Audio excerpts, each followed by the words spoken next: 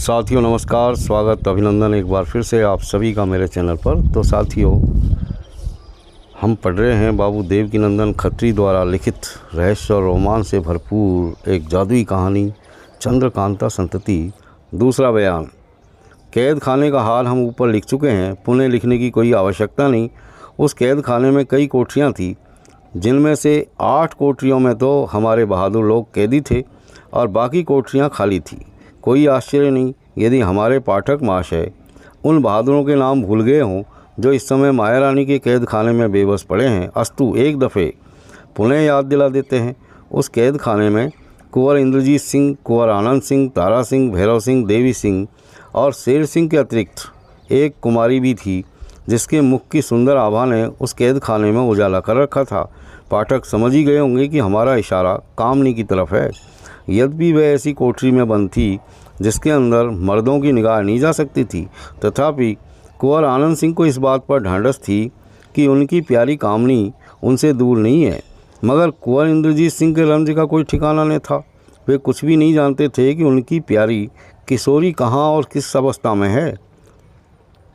इस कैद खाने में छत के सहारे शीशे की एक कंदी लटक रही थी। उसी में माया रानी के एक आदमी रोज़ जाकर रोशनी ठीक कर देता था। ठीक कर देना हम इसलिए कहते हैं कि उस कैद खाने में अंधेरा रहने के कारण दिन रात बत्ती जला करती थी और ठीक समय पर आदमी जाकर उसे दुरुस्त कर दिया करता था। खाने पीने का सामान 8 पहर में एक दफ़े कैदियों को दिया जाता था। कैद खाने की भयानक अवस्था लिखने में विशेष समय हम नष्ट करना नहीं चाहते, क्योंकि हमें किस्सा बहुत लिखना है और जगह कम है।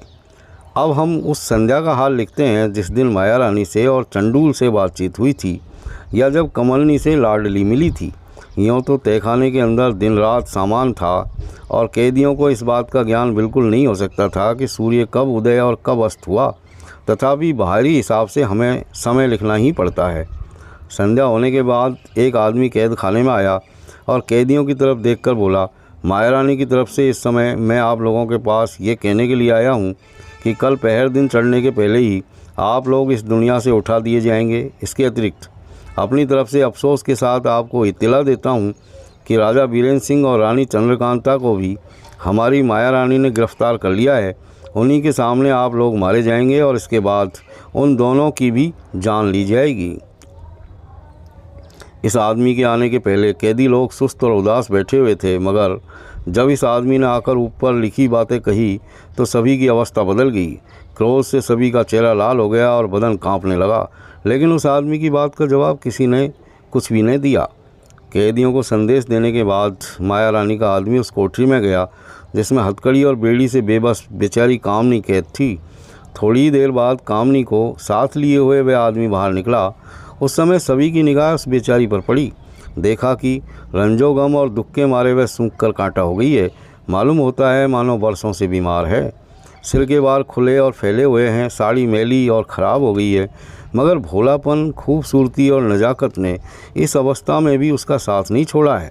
उसके दोनों हाथ बंधे थे और वह बेड़ी के सबब से अच्छी तरह कदम नहीं उठा सकती थी। सभी को देखते देखते कामनी को साथ लिए हुए माया रानी का आदमी कैद खाने के बाहर चला गया और कैद खाने का दरवाज़ा फिर बंद हो गया। ताली भरने की आवाज़ भी बहादुर कैदियों के कानों में पड़ी। यूँ तो वहाँ जितने कैदी थे सभी क्रोध के मारे काँप रहे थे, मगर हमारे आनंद सिंह की अवस्था कुछ और ही थी। एक तो अपने माँ बाप का हाल सुनकर जोश में आ ही चुके थे, दूसरे कामनी को जो इस बेबसी के साथ कैद खाने के बाहर जाते देखा तो और भी उबल पड़े। क्रोध संभल नहीं सका, उठ के खड़े हो गए और जंगले वाली कोठरी में जिसमें कैद थे टहलने लगे। जिस जंगले वाली कोठरी में कुंवर इंद्रजीत सिंह थे वह आनंद सिंह के ठीक सामने थी और अय्यार लोग भी उन्हें अच्छी तरह देख सकते थे। टहलने के साथ आनंद सिंह के पैर की जंजीर बोली, जिससे सभी का ध्यान उसकी तरफ जा रहा था। इंद्रजीत, आनंद, आनंद, आज्ञा। इंद्रजीत, क्या बेबसी हम लोगों का साथ नहीं छोड़ेगी? आनंद, बेशक छोड़ेगी। अब हम लोग इस अवस्था में कदापि नहीं रह सकते। हम लोग पालतू शेर नहीं हैं जो जंगले के अंदर बंद पड़े रहें। इंद्रजीत खड़े होकर, हाँ ऐसा ही है, यह लोहे की तार अब हमें रोक नहीं सकती। इतना कह के इंद्रजीत ने इष्ट देव का ध्यान कर अपनी कलाई उमेठी और जोर करके हथकड़ी तोड़ डाली। बड़े भाई की देखा देखी आनंद सिंह ने भी वैसा ही किया। हथकड़ी तोड़ने के बाद दोनों ने अपने पैरों की बेड़ियां खोली और तब जंगले के बाहर निकलने का उद्योग करने लगे। दोनों हाथों से लोहे का छड़ जो जंगले में लगा हुआ था पकड़ के और लात अड़ा के खींचने लगे। इसमें कोई संदेह नहीं कि दोनों के कुमार बड़े बहादुर और ताकतवर थे। छड़ टेढ़े हो होकर छेदों से बाहर निकलने लगे और बात की बात में दोनों शेर जंगले वाली कोठरी के बाहर निकल के खड़े हो गए। दोनों गले मिले और इसके बाद हर एक जंगले की छड़ों को निकालकर दोनों भाइयों ने अपने अय्यारों को भी छुड़ाया और जोश में आकर के बोले, उद्योग से बढ़ के दुनिया में कोई पदार्थ नहीं। आनंद, ईश्वर चाहेगा तो अब थोड़ी देर में हम लोग इस कैद खाने के बाहर भी निकल जाएंगे। इंद्रजीत, हाँ, अब हम लोगों को इसके लिए भी उद्योग करना चाहिए। भैरव, हम लोग जोर करके तहखाने का दरवाज़ा उखाड़ डालेंगे और इसी समय कमबख्त माया रानी के सामने जा खड़े होंगे। अय्यारों को साथ लिए हुए दोनों भाई सदर दरवाजे के पास गए जो बाहर से बंद था। यह दरवाज़ा 4 अंगुल मोटे लोहे का बना था और इसकी मजबूत चूल भी ज़मीन में बहुत गहरी घुसी हुई थी, इसलिए पूरे 2 घंटे तक मेहनत करने पर भी कोई नतीजा नहीं निकला। क्रोध में आकर इंद्रजीत सिंह और आनंद सिंह ने लोहे का छड़ जो जंगल से निकाला था उठा लिया और बाईं तरफ की दीवार जो चूना और ईंटों से बनी हुई थी तोड़ने लगे। उसी समय अय्यारों ने दोनों भाइयों के हाथ से छड़ ले लिया और दीवार तोड़ना शुरू किया। पैर भर की मेहनत से दीवार में इतना बड़ा छेद हो गया कि आदमी उसकी राह बखूबी निकल जाए। भैरव सिंह ने झांक कर देखा, उस तरफ बिल्कुल अंधेरा था और इस बात का ज्ञान जरा भी नहीं हो सकता था कि दीवार के दूसरी तरफ क्या है। हम ऊपर लिखाए हैं कि इस कैद खाने में छत के सहारे शीशे की एक कंदील लटकती थी। इस समय अय्यारों ने उसी कंदील की रोशनी से काम लेना चाहा। तारा सिंह ने भैरव सिंह के कंधे पर चढ़कर कंदील उतार ली और उसे हाथ में उठा लिए हुए उस सुराख की राह दूसरी तरफ निकल गए। इसके पीछे दोनों कुमार और अय्यार लोग भी गए। अब मालूम हुआ कि ये कोठरी है जो लगभग 30 हाथ लंबी और 15 हाथ से कम चौड़ी है। कुमार तथा अय्यार लोग अगर बिना रोशनी के इस कोठरी में आते तो ज़रूर दुख भोगते, क्योंकि यहाँ ज़मीन बराबर न थी। बीचों बीच में एक कुआं था और उसके चारों तरफ ज़मीन में 4 दरवाजे बने हुए थे, जिनके देखने से मालूम होता था कि यहाँ कई तहखाने हैं और ये दरवाजे नहीं तहखानों के रास्ते हैं। इस समय उन दरवाज़ों के पल्ले जो लकड़ी के थे अच्छी तरह देखने से मालूम हुआ कि नीचे उतरने के लिए सीढ़ियाँ बनी हुई है और उस कुएं में भी लोहे की एक जंजीर लटक रही थी। इसके अतिरिक्त चारों तरफ की दीवारें बराबर थी, अर्थात किसी तरफ कोई दरवाज़ा नहीं था जिसे खोलकर ये लोग बाहर जाने की इच्छा करते। इंद्रजीत, मालूम होता है कि यहाँ आने या यहाँ से जाने के लिए इन तहखानों के सिवा कोई राह नहीं है। आनंद, मैं भी यही समझता हूँ। देवी, इन तहखानों में उतरे बिना काम नहीं चलेगा। तारा, आज्ञा हो तो मैं रोशनी लेकर एक तहखाने में उतरूँ और देखूँ कि क्या है। इंद्रजीत सिंह, खैर जाओ, कोई हर्ज नहीं। आज्ञा पाकर तारा सिंह एक तहखाने के मुँह पर गए, मगर जब नीचे उतरने लगे तो कुछ देख कर रुक गए। कुंवर इंद्रजीत सिंह ने रुकने का सबब पूछा, जिसके जवाब में तारा सिंह ने कहा, इस तहखाने में रोशनी मालूम होती है और धीरे धीरे वह रोशनी तेज़ होती जाती है। मालूम होता है कि सुरंग है और कोई आदमी हाथ में बत्ती लिए इसी तरफ आ रहा है। दोनों कुमार और अय्यार लोग भी वहाँ गए और झांक कर देखने लगे। थोड़ी देर में 2 कमसिन औरतें नज़र पड़ी जो सीढ़ी के पास आकर ऊपर चढ़ने का इरादा कर रही थी। एक के हाथ में मोमबत्ती थी, जिसे देखते ही कुमार ने पहचान लिया कि ये कमलनी है। साथ में लाडली भी थी, मगर उसे वे पहचानते न थे। हाँ, जब कैदी बनकर माया रानी के दरबार में लाए गए थे तो माया रानी की बगल में बैठे हुए उसे देखा था और समझते थे कि वे भी हम लोगों की दुश्मन हैं। इस समय कमलनी के साथ देखकर कुमार को शक मालूम हुआ, क्योंकि इंद्रजीत सिंह कमलनी को दोस्त समझते थे और दोस्त के साथ दुश्मन का होना बेशक खुटके की बात है। कमलनी जब सीढ़ी के पास पहुंची तो ऊपर रोशनी देखकर रुक गई। साथ ही कुमार ने पुकार कर कहा, डरो मत, ऊपर चली आओ, मैं हूं इंद्रजीत सिंह। कमलनी ने कुमार की आवाज़ पहचान ली और लाडली को साथ लिए ऊपर चली आई, मगर दोनों कुमारों और उनके अय्यारों को वहां देखकर ताज्जुब करने लगी।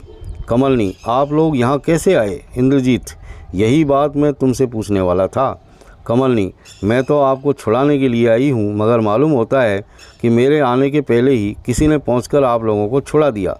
देवी, कोई दूसरा नहीं आया, दोनों कुमारों ने स्वयं अपनी अपनी हथकड़ी तोड़ डाली, जंगलों का सींख चाक खींचकर बाहर निकल आए और हम लोगों को भी कैद से छुड़ाया। इसके बाद दीवार तोड़कर हम लोग अभी थोड़ी देर हुई इधर आए हैं। कमलनी हंसकर, बहादुर है, ये नहीं ऐसा करेंगे तो दूसरा कौन करेगा। इंद्रजीत, हम एक बात तुमसे और पूछना चाहते हैं। कमलनी, आपका मतलब मैं समझ गई। लाडली की तरफ देखकर, शायद इसके बारे में आप कुछ पूछेंगे।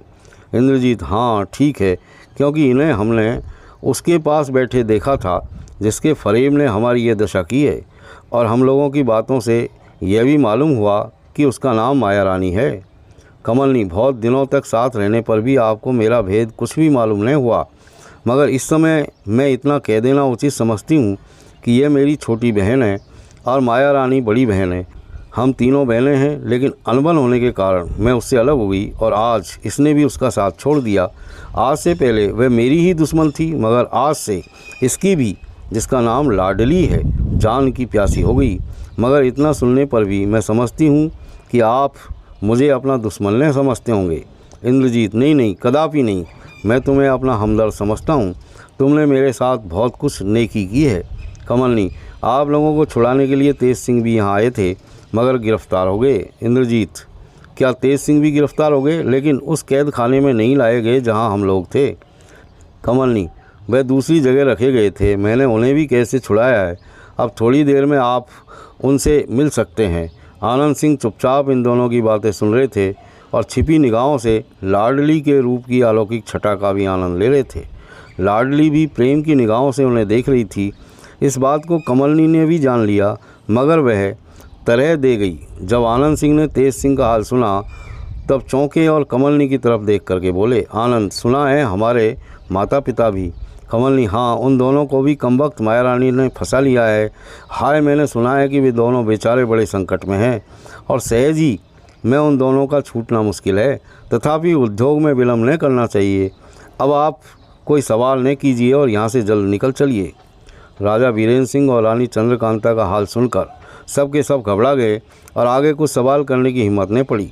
कुमार कमलनी के साथ चलने के लिए तैयार हो गए और सभी को साथ लिए हुए कमलनी फिर उसी तहखाने में उतर गई जहाँ से आई थी। कुंवर इंद्रजीत सिंह किशोरी का और आनंद सिंह कामनी का हाल पूछने के लिए बेचैन थे, मगर मौका ने समझकर चुप रह गए। नीचे जाने पर मालूम हुआ कि वह एक सुरंग का रास्ता था, मगर यह सुरंग साधारण नहीं थी। इसकी चौड़ाई केवल इतनी थी कि 2 आदमी बराबर मिलकर जा सकते थे। ऊंचाई की यह अवस्था थी कि हर एक मर्द हाथ ऊंचा करके उसकी छत छू सकता था। दोनों तरफ की दीवार शाय पत्थर की थी, जिस पर तरह तरह की खूबसूरत, भयानक और कहीं कहीं आश्चर्यजनक तस्वीरें मुसव्वरों की कारीगरी का नमूना दिखा रही थी, अर्थात रंगों से बनी थी। पत्थर गढ़कर नहीं बनाई गई थी, परंतु उन तस्वीरों के रंग की भी यह अवस्था थी कि अभी 2-4 दिन की बनी मालूम होती थी, जिन्हें देख हमारे कुमारों और अय्यारों को बहुत ही ताज्जुब मालूम हो रहा था। कमलनी इंद्रजीत सिंह से, आप चाहते होंगे कि इन विचित्र तस्वीरों को अच्छी तरह देखें। इंद्रजीत, बेशक ऐसा ही है, किंतु इस दौड़ा दौड़ में ऐसी उत्तम तस्वीरों के देखने का आनंद कुछ भी नहीं मिल सकता, और यहाँ की एक एक तस्वीर ध्यान देकर देखने योग्य है। परंतु क्या किया जाए, जब से अपने माता पिता का हाल तुम्हारी जुबानी सुना है, जी बेचैन हो रहा है। यही इच्छा होती है कि जहाँ तक जल्द हो सके उनके पास पहुँचें और उन्हें कैसे छुड़ाएं। तुम स्वयं कह चुकी हो कि वे बड़े संकट में पड़े हैं, परंतु ये नहीं जाना गया कि उन्हें किस प्रकार का संकट है। कमलनी, आपका कहना बहुत ठीक है। इन तस्वीरों को देखने के लिए बहुत समय चाहिए, बल्कि इनका हाल और मतलब जानने के लिए कई दिन चाहिए, और ये समय यहाँ अटकने का नहीं है। मगर साथ ही इसके ये भी याद रखिए कि आप 2-4 या 10 घंटे के अंदर ठिकाने पहुंचकर भी अपने माता पिता को नहीं छुड़ा सकते। मुझे ठीक ठीक मालूम नहीं कि वह किस कैद खाने में कैद है। पहले तो इसी बात का पता लगाने के लिए कई दिन नहीं तो कई पहर चाहिए। इंद्रजीत, तो क्या तुमने उन्हें अपनी आंखों से नहीं देखा? कमलनी, नहीं, मगर इतना जानती हूँ कि इस बाग के 4थे दर्जे में किसी ठिकाने में एक कैद है। इंद्रजीत, क्या इस बाग के कई दर्जे हैं जिसमें माया रानी रहती है और जहाँ हम लोग बेबस करके लाए गए थे? कमलनी, हाँ, इस बाग के 4 दर्जे हैं। पहले में तो सिपाहियों और नौकरों के ठहरने का ठिकाना है, दूसरे दर्जे में स्वयं माया रानी रहती है, तीसरे और चौथे दर्जे में कोई नहीं रहता। हाँ, यदि कोई ऐसा कैदी हो जिसे बहुत ही गुप्त रखना मंजूर हो तो वहाँ भेज दिया जाता है। तीसरे और चौथे दर्जे को तिलिस्म कहना चाहिए, बल्कि चौथा दर्जा तो काँप कर ओह बड़ी बड़ी भयानक चीज़ों से भरा हुआ है। इंद्रजीत, तो उसी चौथे दर्जे में हमारे माता पिता कैद हैं? कमलनी, जी हाँ, आनंद, शायद तुम्हारी छोटी बहन कुछ जानती हो जो तुम्हारे साथ है। कमलनी, नहीं नहीं, यह बेचारी तीसरे और चौथे दर्जे का हाल कुछ भी नहीं जानती। लाडली, बल्कि तीसरे और चौथे दर्जे का पूरा पूरा हाल माया रानी को भी नहीं मालूम।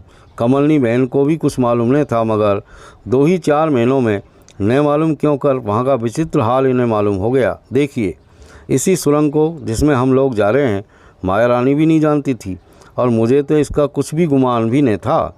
यहाँ पर कमलनी के साथ की वह मोमबत्ती जलकर पूरी हो गई और कमलनी ने उसे ज़मीन पर फेंक दिया। अब इस सुरंग में केवल उस कंदील की रोशनी रह गई जो ये लोग कैद खाने में लाए थे, और इस समय तारा सिंह उसे अपने हाथ में लटकाए सभी के पीछे पीछे आ रहे थे। कमलनी के कहे मुताबिक तारा सिंह अब कंदील लिए हुए आगे आगे चलने लगे। लगभग 20 कदम जाने के बाद एक चौमुहानी मिली, अर्थात वहाँ से 4 तरफ सुरंगें गई हुई थी। कमलनी ने रुककर इंद्रजीत सिंह की तरफ देखा और कहा, अब यहाँ से अगर हम लोग चाहें तो इस तिलिस्मी मकान के बाहर निकल जा सकते हैं। इंद्रजीत, ये सामने वाला रास्ता कहाँ गया है? कमलनी, बाग के तीसरे और चौथे दर्जे में जाने के लिए यही रास्ता है, और बाईं तरफ वाली सुरंग उस दूसरे दर्जे में गई है जिसमें माया रानी रहती है। आनंद, और दाहिनी तरफ जाने से हम लोग कहाँ पहुँचेंगे? कमलनी, इस तिलिस्मी मकान या बाग से बाहर जाने के लिए वही राह है। इंद्रजीत, तो अब तुम हम लोगों को कहाँ ले जाना चाहती हो? कमलनी, जहाँ आप कहिए। आनंद, अगर माया रानी के बाग में ले चलो तो हम उसे इसी समय गिरफ्तार कर लें, इसके बाद सब काम सहज ही में हो जाएगा। कमलनी, यह काम सहज नहीं है, और इसके सिवाय जहाँ तक मैं समझती हूँ माया रानी इस समय अपने कमरे में न होगी, या यदि होगी भी तो हर तरह से होशियार होगी। केवल इतना ही नहीं, वहाँ जाने से और भी कई प्रकार का धोखा है।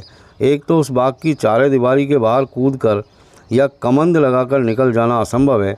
दूसरे, उस बाग की हिफाजत के लिए 500 सिपाही मुकर्रर है जो हमेशा मुस्तैद और सहज ही माया रानी के पास पहुंच जाने के लिए तैयार रहते हैं। माया रानी को गिरफ्तार करके बाग के बाहर ले जाना कठिन है। मेरी समझ में तो आपको एक दफ़े यहाँ से बाहर निकल जाना चाहिए।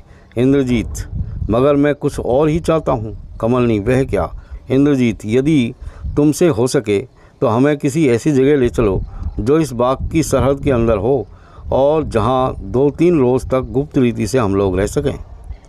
कमलनी कुछ सोचकर, हाँ, यह हो सकता है, और इस राय को मैं भी पसंद करती हूँ। लाडली कमलनी से, तुमने कौन सी ऐसी जगह सोची है? कमलनी, ऐसी जगह बाग के तीसरे दर्जे में है, बल्कि चौथे दर्जे में भी है। लाडली, चौथे दर्जे में जाकर 2-3 दिन तक रहना उचित नहीं, क्योंकि वह बड़ी भयानक जगह है। क्या तुम वहाँ के भेद अच्छी तरह जानती हो? कमलनी, हरे कृष्ण गोविंद, वहाँ का हाल जानना क्या खिलवाड़ है? हाँ, एक मकान के अंदर जाने का रास्ता ज़रूर मालूम है जहाँ कोई दूसरा नहीं पहुँच सकता। इंद्रजीत, तो फिर उसी जगह हम लोगों को क्यों नहीं ले चलती हो? कमलनी कुछ सोचकर, हाँ, मुझे अब याद आया, इतनी देर से व्यर्थ भटक रही हूँ। अच्छा, आप लोग मेरे पीछे पीछे चले आइए। सभी को साथ लिए हुए कमलनी रवाना हुई। थोड़ी दूर जाने के बाद एक बंद दरवाज़ा मिला। वह दरवाज़ा लोहे का था, मगर यह नहीं मालूम होता था कि वह किस तरह खुलेगा, क्योंकि न तो उसमें कहीं ताली लगाने की जगह थी और न कोई जंजीर या कुंडी ही दिखाई देती थी। दरवाजे के दोनों बगल दीवार में 3-3 हाथ ऊंचे 2 हाथी बने हुए थे। ये हाथी चांदी के थे और इनके धड़ का अगला हिस्सा कुछ आगे की तरफ बढ़ा हुआ था। एक हाथी की सूंड में दूसरे हाथी की सूंड गुथी हुई थी। इन दोनों हाथियों के अगले एक एक पैर आगे बढ़े और कुछ ज़मीन की तरफ इस प्रकार मुड़े हुए थे जिसके देखने से मालूम होता था कि 2 सफ़ेद हाथी क्रोध में आकर सूंड मिला रहे हैं और लड़ने के लिए तैयार है। कमलनी, एक ग्रंथ के पढ़ने से मुझे मालूम हुआ है कि दरवाज़ा कमानी के सहारे से खुलता है और बंद होता है, और इसकी कमानी इन दोनों हाथियों के पेट में है, जिस पर दोनों सूंडों के दबाने से दबाव पहुंचता है। अस्तु यहाँ ताकत का काम है। इन दोनों सूंडों को जोर के साथ यहाँ तक झुकाना और दबाना चाहिए कि दरवाजे के साथ लग जाए। मैं देखना चाहती हूँ कि आपके अय्यारों में कितनी ताकत है। देवी, अगर किसी आदमी के झुकाए या झुक सकता है तो पहले मुझे उद्योग करने दीजिए। कमलनी, आइए आइए, लीजिए, मैं हट जाती हूँ। देवी सिंह ने दोनों सूंडों पर हाथ रख और छाती से अड़ाकर जोर किया, मगर एक बित्ते से ज़्यादा न दबा सके। दरवाज़ा 2 हाथ की दूरी पर था, इसलिए 2 हाथ दबाकर ले जाने की आवश्यकता थी। आखिर देवी सिंह ये कहते हुए पीछे हटे, ये राक्षसी काम है। इसके बाद और अय्यारों ने भी जोर किया, मगर देवी सिंह से ज़्यादा काम न कर सके। तब कमलनी कुमारों की तरफ देखकर हंसी और बोली, सिवाय आप दोनों के यह काम किसी तीसरे से नहीं हो सकेगा। आनंद इंद्रजीत सिंह की तरफ देखकर, यदि आज्ञा हो तो मैं भी जोर करूं। इंद्रजीत, क्या हर्ज है, तुम यह काम बखूबी कर सकते हो। आज्ञा पाते ही कुंवर आनंद सिंह ने दोनों सूंडों पर हाथ रख के जोर किया और पहले ही जोर में दरवाजे के साथ लगा दिया। यह हाल देखते ही लाडली ने जोश में आकर के कहा, वाह वाह, कैद की मुसीबत उठाकर कमज़ोर होने पर भी ये हाल है। दरवाजे के साथ सूंडों का लगना था कि हाथियों के चिंगाड़ने की हल्की आवाज़ आई और दरवाज़ा जो एक ही पल्ले का था सर सर करता ज़मीन के अंदर घुस गया। कमलनी ने आनंद सिंह से कहा, अब सूंड को पीछे की तरफ हटाइए, मगर पहले सूंड के नीचे से या उसके ऊपर से लांग कर दूसरी तरफ निकल चलिए। हाथ में कंदील लिए हुए पहले तारा सिंह टप गए और दरवाजे के उस पार जा खड़े हुए। तब इंद्रजीत सिंह दरवाजे के उस पार पहुँचे। उसके बाद कुंवर आनंद सिंह जाया ही चाहते थे कि एक नई घटना ने सब खेल ही बिगाड़ दिया। दरवाजे के उस पार एक आदमी ने मालूम कब से छिपा बैठा था। उसने फुर्ती से आगे बढ़कर एक लात उस कंदील में मारी जो तारा सिंह के हाथ में थी। कंदील हाथ से छूटकर ज़मीन पर तो नहीं गिरी, मगर बुझ गई और एकदम अंधकार हो गया। यद्यपि यह काम उसने बड़ी फुर्ती से किया, तथापि इन लोगों की निगाह उस पर पड़ गई, लेकिन उसकी असली सूरत नज़र न पड़ी, क्योंकि वह काला कपड़ा पहने और अपने चेहरे को नकाब से छिपाए हुए था। अंधेरा होते ही उसने दूसरा काम किया। भुजाली उसके पास थी, जिसका भरपूर हाथ उसने कुंवर इंद्रजीत सिंह के सिर पर जमाया।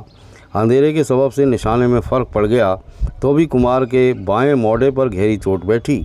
चोट खाते ही कुमार ने पुकार करके कहा, सब कोई होशियार रहना, दुश्मन के हाथ में हरबा है और वह मुझे जख्मी भी कर चुका है। ये हाल देख और सुनकर कमलनी ने झट अपने तिलिस्मी खंजर से काम लिया। हम ऊपर लिखाए हैं कि उसकी कमर में 2 तिलिस्मी खंजर है। उसमें एक खंजर हाथ में लेकर उसका कब्जा दबाया और उसमें से बिजली की तरह चमक पैदा हुई, जिससे कमलनी के सिवाय जो आदमी वहाँ थे कोई भी उस चमक को न सह सका और सभी ने अपनी अपनी आंखें बंद कर ली। दरवाजे के उस पार भी उसी तरह की सुरंग थी। कमलनी ने देखा कि दुश्मन अपना काम करके सामने की तरफ भागा जा रहा है, मगर खंजर की चमक ने उसे भी चौंधिया दिया, जिसका नतीजा ये हुआ कि कमलनी बहुत जल्द ही उसके पास जा पहुंची और खंजर उसके बदन से लगा दिया, जिसके साथ ही वह बेहोश होकर ज़मीन पर गिर पड़ा। खंजर कमर में रखकर कमलनी लौटी और उसने अपने बटुए में से सामान निकालकर एक मोमबत्ती जलाई, तथा इतने में हमारे अय्यार लोग भी दरवाजे के दूसरी तरफ जा पहुँचे। कुंवर इंद्रजीत सिंह के मोढ़े से खून निकल रहा था, यद्यपि कुमार को उसकी कुछ परवाह नहीं थी और उसके चेहरे पर भी किसी प्रकार का रंज न मालूम होता था। तथापि देवी सिंह ने जख्म बांधने का इरादा किया, मगर कमलनी ने रोककर अपने बटुए में से किसी प्रकार का तेल की एक शीशी निकाली और अपने नाजुक हाथों से घाव पर तेल लगाया, जिससे तुरंत ही खून बंद हो गया। इसके बाद अपने आंचल में से थोड़ा कपड़ा फाड़कर जख्म बांधा। उसके एहसान ने कुंवर इंद्रजीत सिंह को पहले ही अपना कर लिया था। अब उसकी मोहब्बत और हमदर्दी ने उन्हें अच्छी तरह अपने काबू में कर लिया। इंद्रजीत कमलनी से, तुम्हारे एहसानों के बोझ से मैं दबा जाता हूँ। मुस्कुराकर और धीरे से, देखना चाहिए सिर उठाने का दिन भी कभी आता है या नहीं। कमलनी मुस्कुराकर, बस रहने दीजिए, बहुत बातें न बनाइए। आनंद, मालूम होता है वह शैतान भाग गया। कमलनी, नहीं नहीं, मेरे सामने से भागकर निकल जाना ज़रा मुश्किल है। आगे चलकर आप उसे ज़मीन पर बेहोश पड़ा हुआ देखेंगे। इंद्रजीत, इस समय तो तुमने वह काम किया है जिसे करामात कहना चाहिए। कमलनी, मैं बेचारी क्या कर सकती हूँ, इस समय तो खंजर की तरफ इशारा करके इसने बड़ा काम किया। इंद्रजीत, बेशक यह अनूठी चीज़ है, इसकी चमक ने तो आंखें बंद कर दी, कुछ देख भी नहीं सके कि तुमने क्या किया। कमलनी, यह तिलिस्मी खंजर है और इसमें बहुत से गुण हैं। इंद्रजीत, मैं सुनना चाहता हूँ कि इस खंजर में क्या क्या गुण हैं, बल्कि और कई बातें पूछना चाहता हूँ, मगर यकायक दुश्मन के पहुँचने से। कमलनी, खैर ईश्वर की मर्जी, मैं खूब जानती हूँ कि सिवाय इस शैतान के और कोई यहाँ तक नहीं आ सकता। तिस पर भी इस दरवाजे को खोलने की इसे सामर्थ्य न थी, इसी से चुपचाप दुबका हुआ था, मगर फिर भी इसका यहाँ तक पहुँच जाना ताज्जुब मालूम होता है। इंद्रजीत, क्या तुम उसे पहचानती हो? कमलनी, हाँ, कुछ कुछ शक तो होता है, मगर निश्चय किए बिना कुछ नहीं कह सकती।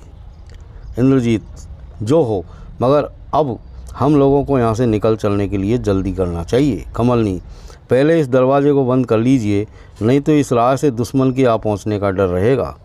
दरवाजे के दूसरी तरफ भी उसी प्रकार के 2 हाथी बने हुए थे।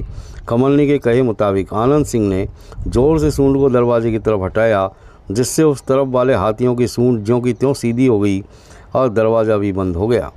इंद्रजीत, मालूम होता है कि इस तरफ से कोई दरवाज़ा खोलना चाहे तो इन हाथियों की सूंडों को जो इस समय दरवाजे के साथ लगी हुई है अपनी तरफ खींचकर सीधा करना पड़ेगा, और ऐसा करने से उस तरफ के हाथियों की सूंडें दरवाज़ों के पास आ लगेगी। कमलनी, आपका सोचना बहुत ठीक है, वास्तव में ऐसा ही है। इंद्रजीत, अच्छा अब यहाँ से चल देना चाहिए। चलते चलते इस खंजर का गुण भी कहो जिसकी करामात मैं अभी देख चुका हूँ। कमलनी, चलते चलते कहने की कोई ज़रूरत नहीं, मैं इसी जगह अच्छी तरह समझाकर एक खंजर आपके हवाले करती हूँ। उस खंजर में जो जो गुण था उसके विषय में ऊपर कई जगह लिखा जा चुका है। कमलनी ने कुंवर इंद्रजीत सिंह को सब समझाया और इसके बाद खंजर के जोड़ के अंगूठी उसके हाथ में पहनाकर एक खंजर उसके हवाले किया, जिसे पाकर कुमार बहुत प्रसन्न हुए। लाडली कमलनी से, एक खंजर छोटे कुमार को भी देना चाहिए। कमलनी मुस्कुराकर, आपकी सिफारिश की कोई ज़रूरत नहीं है, मैं खुद एक खंजर छोटे कुमार को दूंगी। आनंद, कब? कमलनी, ये दूसरा खंजर उसी तरह का मेरे पास है, इसे मैं आपको अभी दे देती, मगर इसलिए रख छोड़ा है कि आप ही के लिए इस घर में अभी कई तरह का काम करना है, शायद कभी दुश्मनों के। आनंद, नहीं नहीं, ये खंजर जो तुम्हारे पास रह गया है लेकर मैं तुम्हें खतरे में नहीं डाल सकता। कल परसों या 10 दिन में जब मौका हो तब मुझे दे देना। कमलनी, ज़रूर दूंगी। अच्छा अब यहाँ से चलना चाहिए। दोनों कुमारों और अय्यारों को साथ लिए हुए कमलनी वहाँ से रवाना हुई और उस ठिकाने पहुँची जहाँ वह शैतान बेहोश पड़ा हुआ था जिसने कंदील बुझाकर कुमार को जख्मी किया था। चेहरे पर से नकाब हटाते ही कमलनी चौंकी और बोली, हैं, यह तो कोई दूसरा ही है। मैं समझे हुए थी कि दरोगा किसी तरह राजा बीरेंद्र सिंह की कैद से छूटकर आ गया होगा, मगर इसे तो मैं बिल्कुल नहीं पहचानती। कुछ रुक कर, उसने मेरे साथ दगा तो नहीं की? कौन ठिकाना, ऐसे आदमी को कौन विश्वास न करना चाहिए, मगर मैंने तो उसके साथ ऊपर लिखी बातें कहे कमलनी चुप हो गई और थोड़ी देर तक किसी गंभीर चिंता में डूबी सी दिखाई पड़ी। आखिर कुंवर इंद्रजीत सिंह से रहा न गया, धीरे से कमलनी की उंगली पकड़ करके बोले, इंद्रजीत, तुम्हें इस अवस्था में देखकर मुझे जान पड़ता है कि शायद कोई नई मुसीबत आने वाली है जिसके विषय में तुम कुछ सोच ही रही हो। कमलनी, हाँ ऐसा ही है, मेरे कामों में विघ्न पड़ता दिखाई देता है। अच्छा, मर्जी परमेश्वर की, आपके लिए कष्ट उठाना क्या जान तक देने को तैयार हूँ। कुछ रुक कर, अब देर करना उचित नहीं, यहाँ से निकल ही जाना चाहिए। इंद्रजीत, क्या माया रानी के अनूठे बाग के बाहर निकलने को कहती हो? कमलनी, हाँ। इंद्रजीत, मैं तो सोचे हुए था कि माता पिता को छुड़ाकर तभी यहाँ से जाऊँगा। कमलनी, मैंने भी यही निश्चय किया था, परंतु अब क्या किया जाए, सबके पहले अपने को बचाना उचित है। यदि आप ही आफत में फंसे रहेंगे तो उन्हें कौन छुड़ाएगा? इंद्रजीत, यहाँ की अद्भुत बातों से मैं अनजान हूँ, इसलिए जो कुछ करने को कहोगी करना ही पड़ेगा, नहीं तो मेरी राय तो यहाँ से भागने की न थी, क्योंकि जब मेरे हाथ पैर खुले हैं और मैं सचेत हूँ तो एक क्या 500 से भी डर नहीं सकता। जिस पर तुम्हारा दिया हुआ है यह अनूठा तिलिस्मी खंजर पाकर तो साक्षात काल का भी मुकाबला करने से बाज नहीं आऊँगा।